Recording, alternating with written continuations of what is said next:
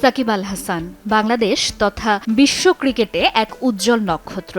তাই স্বভাবতই তিনি যখন রাজনীতিতে আসেন সেখানেও তার নৈপুণ্য আর চৌকুশ বুদ্ধিমত্তায় সাধারণ মানুষের মন জয় করবেন সেটাই ছিল প্রত্যাশিত। কিন্তু জাতীয় সংকটে সাকিব আল হাসানের অবস্থান নিয়ে তৈরি হয় নানা আলোচনা সমালোচনা। তারই জের ধরে নতুন বাস্তবতায় আবার সামনে এসেছে সমালোচনার ঝড়। এবার তাকে নিয়ে নিজের আগের অবস্থানের জন্য দুঃখ প্রকাশ করলেন বিসিবির সাবেক পরিচালক ও ক্রিকেট সংগঠক কণ্ঠশিল্পী আসিফ আকবর। বৃহস্পতিবার নিজের ভেরিফাইড ফেসবুক পেজে সাকিবকে নিয়ে নিজের অবস্থান পরিবর্তনের কথা জানিয়ে অতীতে সাকিবের প্রতি সহানুভূতিশীল থাকার জন্য দুঃখ প্রকাশ করেন আসিফ। তিনি লেখেন, বিলম্বিত বোধোদয়ের জন্য আমি লজ্জিত, দুঃখিত, ক্ষমা প্রার্থী। যদিও পোস্টে কারো নাম উল্লেখ করেননি, তবে নেটিজেনদের ধারণা ক্রিকেটার সাকিব আল হাসানকে ইঙ্গিত করেছেন তিনি।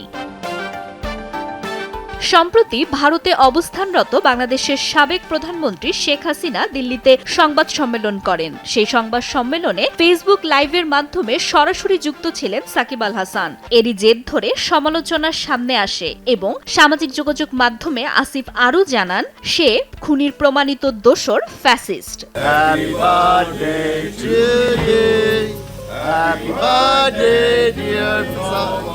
2026 সালের মার্চে যুক্তরাজ্যে সাকিব আল হাসানের জন্মদিনে অংশ নিয়েছিলেন আসিফ আকবর। সে সময় দুজনকে একসঙ্গে কেক কাটতে এবং একে অপরকে কেক খাইয়ে দিতেও দেখা যায়। ওই অনুষ্ঠানে সাকিবকে নবাব বলে সম্বোধন করায় তখন সামাজিক যোগাযোগ মাধ্যমে ব্যাপক আলোচনা সমালোচনার সৃষ্টি হয়। তাছাড়া গত 4 মার্চ গণমাধ্যমে আসিফ আকবর জানিয়েছিলেন, সাকিবের বিরুদ্ধে থাকা আইনগত জটিলতা নিরসনে বিষয়টি মন্ত্রণালয় পর্যায়ে রয়েছে এবং বিসিবি লিগ্যাল টিমও সক্রিয়ভাবে কাজ করছে।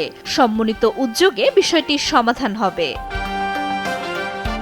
সাকিব আল হাসান ব্যাট ও বল হাতে অসাধারণ পারফরম্যান্সে নিজেকে প্রতিষ্ঠিত করলেও রাজনৈতিক ময়দানে বিতর্ক সমালোচনা যেন তার পিছু ছাড়ছেই না। 2024 জুলাই গণ অভ্যুত্থান চলাকালে সংগঠিত হত্যা মামলায়ও রয়েছে তার নাম।